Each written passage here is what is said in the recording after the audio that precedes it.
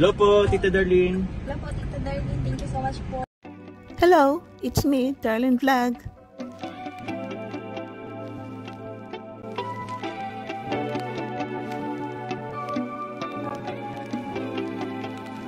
Good morning mga kalingap, good afternoon, good evening mga ka-joker. It's me, Darlene Vlog. So, ituloy natin ang reactions sa part 4 ng magkakapatid na binansagan ng zombie. Bakit sila naging zombie? Dahil yun nga daw, hindi sila nagkikipag-usap, laging nakayoko. Pero hindi po sila zombie parang binansagan lang ng mga kapitbahay. So, bago natin reactionan, siyempre, shoutout mo natin si Kuya Val Santos Matubang, si Ate Eda Vlogs, si Kalinga Prab, ang presidente ng Kalipa, si Bilador. Huwag nyo kalimutan si Kuya Noli rin, si Kalingap Jomar, Oriana TV, si Carlota Pilar. Paki-subscribe po din si Darlene Vlog. Huwag nyo kalimutan So, panoorin yung mga vlogs nila. At siyempre, tuloy-tuloy lang ang pagmamarathon. Thank you po. Dito na mga kalingap, binisita nila Kalingap Prab ulit kasama mga keyboys. May dala silang grocery at ito, bigas. At pagdating nila doon sa bahay, wala at ang nanay. So, bukas ang pinto. So, narinig nila may nagtao po. Siguro narinig ng mga batang ito na may tao. Sinara ang pinto. At yun, hindi nakapasok sila Kalingap Prab.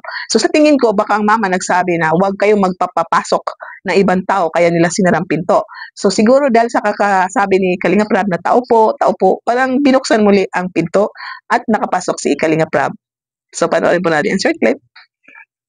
Sige, gawin ko na ko yan, bro. Tao po! Sinasaduhan tayo. Biglang sinara. Tao po! Sinasaduhan tayo.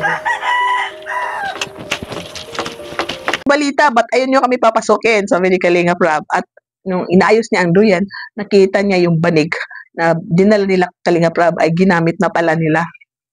Ang nakakatuwa dito, sabi ni Jomar, Chris, chocolate tumingin si Chris habang tinatanggap ang chocolate, nakangiti at sabi niya thank you. At di ba, yung cameraman ay ito, nakita natin na di ba, parang nasa sulok na naman sila, pero nakita sa camera, panoorin niyo po mga kalingap sa vlog Kalingap Prab kasi hindi ko pakikita ang lahat ng vlog dito. Tapos parang itong si Via nakatalikod, gumaganon. Tapos yung bunso ay yung pangalawa pala is yun ng mahiyain masyado, hindi daw nagsasalita masyado, sabi ng nanay. Tapos ito yung bunso na babae is parang nakatalikod. Wala ang pinakabunso at itong lalaki. So nakakatuwa. Nakangiti si Chris at nagsabi siya ng thank you. So hindi ba positibo yan mga kalingap? Chris! Oh, chocolate. Pasalubong ko sa inyo. Salamat. Ayun, very good. Thank you na siya. Wait lang ayusin ko lang to. Ayan. Yan, tinanong ulit ni Rab, saan ang mama nyo? Lumingon ang ulit si Chris na parang nakangiti, sabi niya, sa bundok. Ang pagsasalita niya is parang hindi masyado Tagalog, baka sasalit lang lingwahe nila, no? Pero inulit ni Kalingap Rab sa bundok, sabi niya, So, nakakatuwa, nagsasalita ng panganay. So, lahat ng, bawat tanong ni Rab, may sagot. Di ba nakakatuwa po yun? Ayan. Ano sila mama nyo? Bundok. Ha? Sa libon. Bundok? Kaya pala, bakit sila doon yung bang... Ang bunso na lalaki nandoon sa mama. Tinanong ni Rab, ay Melissa, sino nga yung isa? Lumingon si Chris, si Via. So, ang pangalawa si Chris, si Via, si Melissa at yung Totoy. O, diba, parang rememorize ko na, no? So, yun, tuwang-tuwa ako dahil ang panganay is nakikipag-usap na ng lahat ng sasabihin ni Rab, tuloy-tuloy ang usapan, sumasagot siya. So, positibo po mga kalingap. Ang Jollibee, kinain daw nila, no? So, nagustuhan daw nila yung mga binibigay ni Rab. So, yun, sinasagot lahat ni Chris. At ito lang na tinanong ni Rab, kilala mo ko, para hindi siya napasagot. Siguro nakalimutan niya sinong pangalan ni Kalingap Rab. So, hindi siya nakasagot dyan. Sa lahat ng mga tanong, ito hindi niya sasagot. Kilala mo ba ako? Hindi siya nakasagot. Nakalimutan niya si Kalingap Rab. Ni Rab ang panganay. Bakit hindi sila nagsasalita? Sumagot na naman si Chris, nahihiya sila sa tao. So ito, nahihiya pala sila, hindi something. No, hindi kakaiba. Nahiya sila sa tao. Nahiya sila makipag-usap. Bakit hindi sila nagsasalita? Supog kaya ko sa tao. Ha? Supog. Nahihiya. Ikaw lang ang hindi pinakamayain. Ganito lang ginagawa nyo dito. Pag wala kami, anong ginagawa nyo dito? Naglalaba po sa kapatatanim. Naglalabas ka nagtatanim. Ang libangan na ng mga dalaga ito, naglalaba, nagtatanim. So wala na, no? Wala na. So, at least sumasagot. Nakakalungkot, tinanong ni Rab kung gusto niya mag-eskwela, pumasok. Ayaw daw kasi inaaway sila sa school. So ito rin ang isa natin ang aking sasabihin na inaaway sila sa school. Siguro kung makadecide na sila napapasok sila sa school, pwede sila samahan ng kalingap ang school, principal, teacher, na please, huwag i-bully ang magkakapatid na ito. Pag binully sila, iba na, no? Pwede sila kasuhan. Kasi may kaso na kayo ng bullying sa school, sa parents, sa bata, no? May kaso na ngayon ang pag binully mo isang tao, pwede na magkaso. So ito, dapat mapuntahan ng school, ang teacher, ang principal na please, huwag i-bully ang mga batang ito. So para ang mga batang ito still secure sila, hindi na sila matatakot pumasok, nasabihan sila ni Rab na huwag na kayong matakot, mahiya dahil hindi na kayo ibubully dahil kung sinong magbubully sa inyo, tatawa sa inyo, mag-aaway sa inyo, makukulong. So ang mga bata ito is mapapaisip sila na ay, sige, pasok natin sa school dahil makukulong ang sinong mag-aaway sa atin. Bang mag-aral? Ayaw mo mag-aral? Pumasok sa eskwela? Kaway po kami sa school. Ano, inaaway? Kaya ayaw nyo nang pumasok? Ang mga bata ito is sino? Sanay na sila, hindi na sila natatakot, nahiya lang. Kasi pang ano na ito, pang fourth vlog na ata ito. Pang third ata ito, pang fourth. O basta ano, basta ito. So ito mga bata ito, pag nakikita nila si Rab, tuwing bisita is, sa tingin ko is itong dalawa magsasalita na rin. Hindi daw sila natatakot, pero nahihiya sila. Sponsor sa Hong Kong, nagpadala mga chocolate, ibigay daw sa beneficiary yung magkakapatid. So, tinanong nila, first time niya, opo daw. First time nila makatanggap ng ganyan mga chocolate. No? So, sa tingin ko mga bata ito, pag uwi nila Rab, mapapasa sa bilo, wow, ang sarap. Saan ka ito, no? Alam kaya nila yung mga lugar na Hong Kong? Kasi sa school yun napapag-aralan, di ba? Alam kaya nila na may lugar na Hong Kong, may lugar na, yan, mga lugar sa ibang school, sa ibang country, alam nila kaya. So, alam nila ata, no? Kasi nasa napapag-aralan yan, eh. So, wala tayong idea kung alam nila, pero baka may idea din sila. Kasi baka nung maliliit pa sila is, alam na nila yan. At hindi rin nasabi ko ilang taon na sila hindi pumapasok. Ilang taon na kayo sila hindi pumapasok sa school? Kasi hindi nabanggit dyan, eh. Bigla na lang din na pumapasok kasi inaaway. Dito parang may mga may mga wakwak na style na mayroon daw pumunta diyan na sabi daw kukunin ang nanay, gagawin maglalaba lang tapos papaaralin ang mga anak, dadalhin sa Couple for Christ na school ganun. So yung nagsisimula na yung wakwak. Pero ito yung tumulong na yung lalaki ata itong kausap ni Rab na kinausap daw ng nanay na wag ka naman pumayag kasi di ba mayroon nang tutulong sa kanila itong Kalingap Rab nag-vlog. So sana baka sana sa next balik nila ba nandiyan pa sila, baka magbago isip nila na tanggapin nila yung offer na magtrabaho tapos yung mga anak na gawing kasambahay, no? Kasi paano ng pag-aaral nila? Mayroon tutulong sa kanilang pag-aaral tapos mamamasukan ng mga bata ito. So dapat hindi matuloy. Ganda naman ang offer ng mga taong ito para ma-expose sa edukasyon, sa community, sa 'di ba sa mga tao. Maganda ang hari nila papaaralin pero hindi naman pwede na ganun-ganun lang kasi meron nang tumutulong itong Kalingap na una. So sana walang wakwakan. Wala nang gagapang sa kanila na, ay, kami na lang po.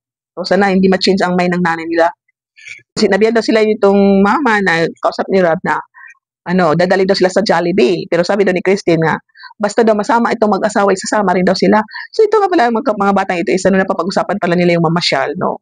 Nagkwentuhan sila ata na mamamasyal kayo balang araw. So, sa tingin ko, mga batang ito hindi nagsasalita pero excited sila na balang araw mamamasyal tayo sa sinasabi nila na SM kasi hindi pa nila alam ang SM. Wala silang cellphone, walang pictures, wala silang nakita. So, wala silang idea ano ba itong SM.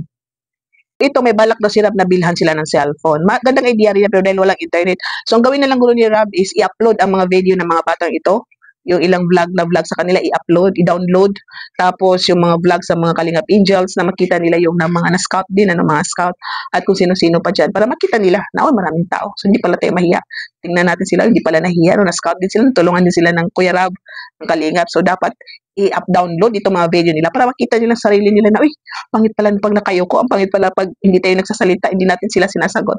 So, para ma-realize nila. So, maganda yan yung ni Rab na bilihan sila ng cellphone. Good idea yan. Kahit anong pakiusap ng nanay na lumabas kayo, may bisita, harapin niyo si Rab niyo. Iwan ko anong mga salita pa niya kasi lingwahe nila yun, so hindi ko naintindihan. So, panoorin niyo na lang po ang mga vlog ni Kalingap Rab sa magkakapatid na baka maintindihan niyo. Pero inintindi ko, parang kino-convince sila lumabas kayo pero hindi talaga sila lumabas. Nakita ko rin sa mga comment ng ibang content dyan nga, sabi daw nila, mayroon daw silang social anxiety. Ano yung social anxiety? Paratang hindi marunong mag-socialize. Pero sa akin, hindi natin kailangan mag-conclude kasi hindi natin alam anong mga sitwasyon ng mga bata ito. Baka ugali lang talaga nila ayaw magsalita. Ugali lang talaga nilang nahihiya, no, di ba? Dahil, parang professional na ang mag-ano sa kanila, mag-diagnose. Hindi natin sila pwedeng diagnose na meron silang mga social anxiety dahil may standard kasi yan, social anxiety, may standard. Kailangan yan hindi tayo basta-basta mag-diagnose sa mga ganyan dahil wala tayong idea kung ano ba talaga. So, yun nga, siguro ang mga batang ito, pag nailabas ni Kalinga Prab, tapos napasyal, tapos walang pagbabago, pwede sila ata dalhin sa sa yung, tawag niyan, yung I forgot anong dadalhin. Hindi sila pwede dalhin sa mga mental, hindi kasi hindi naman sila baloy. Hindi rin sila pwede dalhin sa psychology kasi hindi naman psychology. Parang lang ba, parang nasa bibig ko lang counseling, magpa-counseling ka naman. Parang counseling para sa mag-asawa lang yan, no? Nakalimutan ko. Please forgive me. Ano na lang, pwede niyo i-comment mga ka-Jomcar, yung pag may problema, pwede ka pumunta sa doktor. Hindi sa doktor sa psychiatrist, hindi doktor sa baliw kasi pag baliw na psychiatric, may problema na. So, ito mga ganito, pwede sila dalhin sa yung mga yung counseling, yung kailan na therapy ng paano makipagsalamuha, exposure, parang ganun. So, yun ang masasabi ko. So, kailangan nila dalhin sila sa mga counseling, na kailangan nila exposure, may mga activity na gagawin, para masanay sila sa pakikipagsalamuha. Meron din ako nabasang comment na sinisisi nila nanay kasi hindi daw na-expose. So, huwag natin sisihin ng nanay dito kasi hindi din natin alam baka itong nanay may problem rin. So, siguro, masasabi natin nga, may konti rin na ang nanay na sana nanay. Sinasama mo sila pag pumunta ka sa bayan na mamalingki ka. Parang ganun na tanong, hindi lang puro sa bahay. So, ito para palit-palitan. Saan punta tayo sa bahay, mamalingki tayo. Parang ganun. So, talagang ko lang sila sa exposure. So, kaya ang iba, nabliblame nila yung nanay. At ito daw, yung binibigyan na pera, gawing puhunan, magninegosyo. Ay, huwag na lang muna magnegosyo. Unahin mo na yung pag-aaral, maparal sila, ma-expose. Kasi, magninegosyo, tapos, nahiya sila makipagsalamuha pa rin sa tao, magbibenta, so, nakayoko. Magkano ito, hindi sasagot. So, muna, bago yung mga negosyo, ma-expose sila, makapag-aral. So, saka na yung mga negosyo, pag yung makatapos na sa pag-aaral, kung anong ambisyon nila sa buhay. Diba po? Nakakatuwa, tinatanong nila si Via, hindi sumasagot. Yung bunso doon, hindi sumasagot. Pero yung binalikan ni si Chris, kumusta? Okay lang daw, masaya ba kayo? Okay daw, masaya sila dahil nandyan sila Rab na tumutulong. So, grateful din ng batang ito, marunong siya mag-appreciate. Okay naman? Okay. Si Chris na nasagot. Si Chris ang nasagot. Okay naman, Chris? Masaya naman kayo, mga kapatid. Bakit? Kasi po, nandiyan po ang tinutulong. Tinutulungan kayo? May tumutulong? Opo. Masya sa pag tinanong si Via, hindi talaga sasagot yan. Yung Via yung pangalawa. Si Melissa sumagot na okay lang po. So ito tinatanong ni Rab, si Chris na mamamasyal tayo sa susunod. Sasama ba kayo? Opo. Yung mga kapatid mo sasama kaya? Opo. So yun.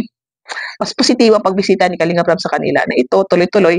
So pag napasyal sila, pangalawang visit naman ni Rab, next visit, ang mga bata ito is magsasalita. Kasi kung normal nilang mahiyain, normal sa kanilang mahiyain, mahiya pa rin sila. Pero importante is yung hindi na sila nakayuko, ngingiti na sila, sasagot na sila ng formal.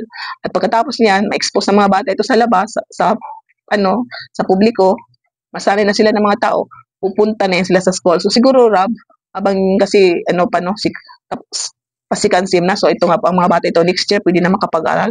So, mapasyal sila once a month sa park, sa market, sa mall, Pwede rin makapanood sila ng sine, Mag-shopping. So, once a month lang, once a month. Or twice a month, depende. Depende sa sponsor, depende sa time ni Kalinga Prab. So, nakakatuwa po dahil ito, may improvement ang pagbisita nila Kalinga Prab sa mga magkakapatid na ito. Siya natin para doon makakausapin tayo. Sasama kayo? Ha? Opo. Sasama. Ayos. Ang tanong sila, sasama? Sasama yan sa tingin mo? Yun. Sasama naman pala eh. Yan po. Pakualabang ko kay Coachino. So, yan mga kalingap. Sana mag-participate ang nanay pag-uwi nila.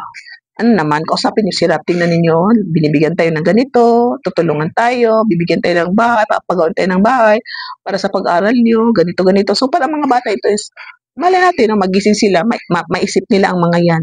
At sa susunod, formal na sila, o baka hindi talaga sila mahiyain, baka iwan do. So, hindi natin alam. So, natin mula mga kalingap na tuloy-tuloy ang pag-support sa mga kapatid na ito. Huwag nyo kalimutan. I-subscribe si Kalinga Prab, si Kuya Vals at Ena Vlogs.